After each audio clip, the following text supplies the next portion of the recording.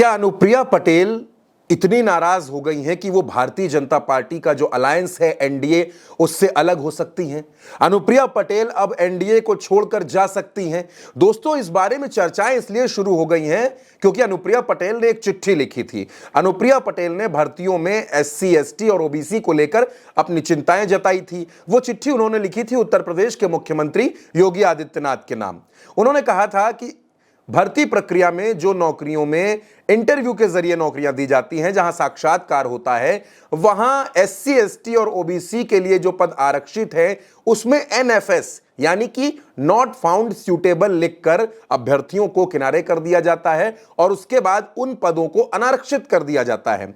इसको लेकर अनुप्रिया पटेल ने 2 पेज की लंबी चौड़ी चिट्ठी उत्तर प्रदेश के मुख्यमंत्री योगी आदित्यनाथ के नाम लिखी थी।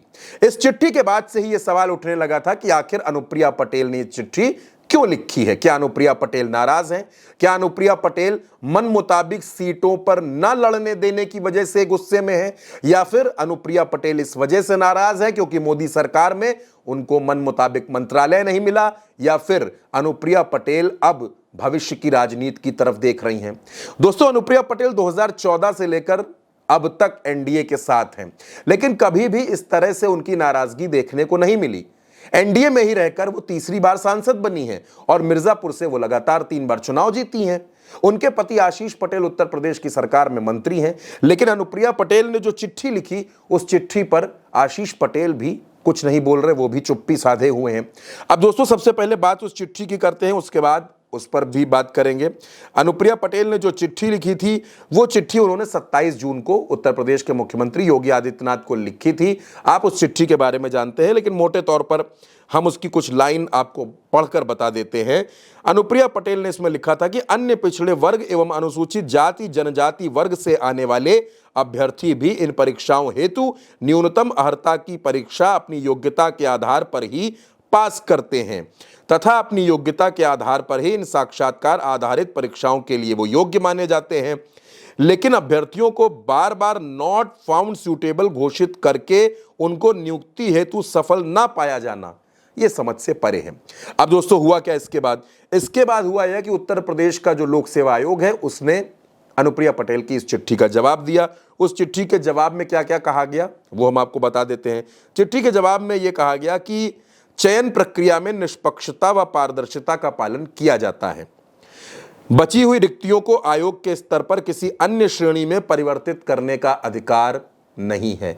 यानी अनुप्रिया पटेल ने जो बात लिखी थी कि आप एनएफएस लिखकर, नॉट फाउंड सूटेबल लिखकर उस पद की भर्ती को अनारक्षित कर देते हैं जो एससी, एसटी, ओबीसी के लिए है, ये चिंता का विषय है। लेकिन आयोग का कहना है कि ऐसा कोई भी प्रावधान नहीं है। कोई भी भर्ती का जो पद होता है उसमें किसी तरीके का अन्य श्रेणी में परिवर्तित करने का कोई भी अधिकार किसी के पास नहीं है। उत्तर प्रदेश में साक्षात्कार की प्रक्रिया कोडिंग आधारित होती है। साक्षात्कार लेने वाले लोगों को अभ्यर्थी का क्रमांक, नाम, जाति, आयु की जानकारी नहीं होती है। साक्षात्कार के माध्यम से चयन के लिए साक्षात्कार परिषद द्विसदस्यीय होता है। प्रथम सत्र और द्वितीय सत्र में अलग अलग साक्षात्कार परिषदें होती हैं। साक्षात्कार परिषद द्वारा नॉट फाउंड सूटेबल अंकित नहीं किया जाता बल्कि ग्रेडिंग लिखी जाती है। यानी अनुप्रिया पटेल ने जो आशंका जताई थी, योगी सरकार में जो आयोग है वो उसी को खारिज कर रहा है। जब आशीष पटेल से इस बारे में सवाल पूछा गया तो उन्होंने कहा कि उन्हें इस बात की जानकारी है, मीडिया में चल रहा है, लेकिन उनको इस पर कुछ कहना नहीं है। अब दोस्तों, अनुप्रिया पटेल के कुछ ऐसे ही बयानों पर ध्यान दीजिए। अनुप्रिया पटेल ने यूपी समेत पूरे देश में जाति आधारित जनगणना की मांग उठाई थी। 69,000 शिक्षक भर्ती में गड़बड़ी किए जाने का आरोप लगाने वाले आंदोलनकारी युवाओं का समर्थन किया था। सरकार द्वारा पिछड़ी जातियों के आरक्षण में बंटवारे के लिए गठित सामाजिक न्याय समिति की रिपोर्ट को आधारहीन बताया था। उत्तर प्रदेश के 50% थानों में दलित और पिछड़ों को थाना अध्यक्ष बनाने के साथ साथ जिलों में डीएम और एसपी में से एक पिछड़ा और दलित वर्ग से बनाने की वकालत की थी। लोकसभा चुनाव के दौरान राजा भैया के खिलाफ एक बयान दिया था। वो राजा भैया जिनको मैनेज करने में अमित शाह जुटे हुए थे, अनुप्रिया ने उनके खिलाफ बयान दिया था। नुकसान, कौशाम्बी, प्रयागराज, प्रतापगढ़, तीनों सीटें भारतीय जनता पार्टी हार गई थी। और अब दोस्तों, अनुप्रिया की यह चिट्ठी, उस पर योगी सरकार का यह जवाब आयोग ने बिल्कुल स्पष्ट बता दिया है अपनी बात में कि अनुप्रिया पटेल ने जो तमाम आरोप लगाए हैं वो निराधार हैं, उनका कोई आधार नहीं है। अब अनुप्रिया पटेल क्या करेंगी?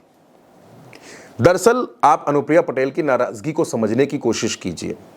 अनुप्रिया पटेल ये चाहती थी कि उत्तर प्रदेश में उनको 5 लोकसभा सीटों पर लड़ने का मौका दिया जाए, नहीं मिला। अनुप्रिया पटेल मन मुताबिक मंत्रालय चाहती थी, नहीं मिला। अनुप्रिया पटेल उत्तर प्रदेश में योगी सरकार के एक्सटेंशन में अपने मंत्री बनवाना चाहती थी, नहीं बने।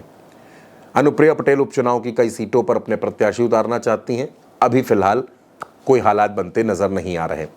यानी वो अनुप्रिया पटेल जो पिछले 10 सालों से नरेंद्र मोदी के साथ हैं, भाजपा के साथ हैं, एनडीए के साथ हैं, उन अनुप्रिया पटेल के मन में अब कहीं ना कहीं खटास आनी शुरू हो गई है। अनुप्रिया पटेल के रिश्तों और भाजपा के रिश्तों में तल्खियां आनी शुरू हो गई हैं और अनुप्रिया पटेल की ये चिट्ठी इस बात की गवाह भी है। दोस्तों, ये खबर आप मेरे साथ उल्टा चश्मा यूसी पर देख रहे थे। मेरा नाम चंद्रकांत है।